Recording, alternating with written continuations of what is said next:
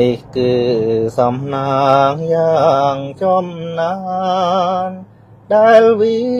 សនាបានអនុមកឲ្យរូបខ្ញុំចាំចិន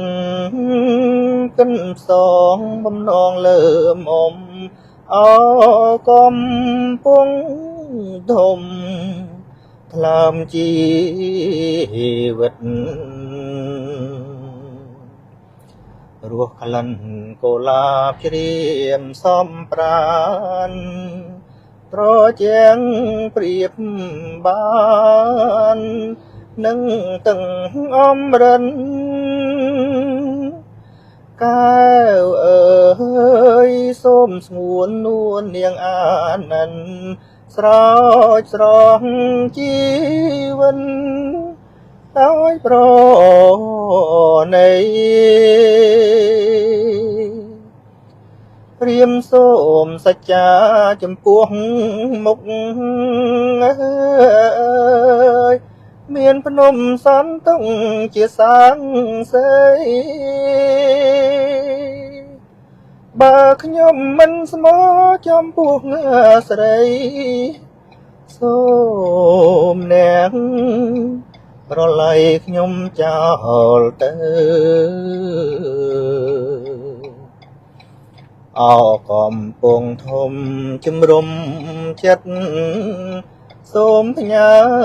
ជីវិតរឿងពិត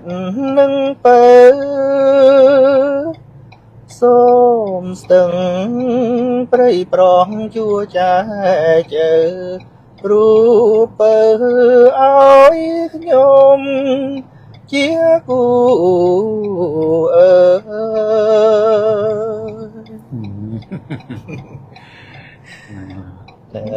ដល់រហ្វ្រាំងអកំពុងធំជំរុំចិត្តសូមផ្ញើជីវិនរឿងពិត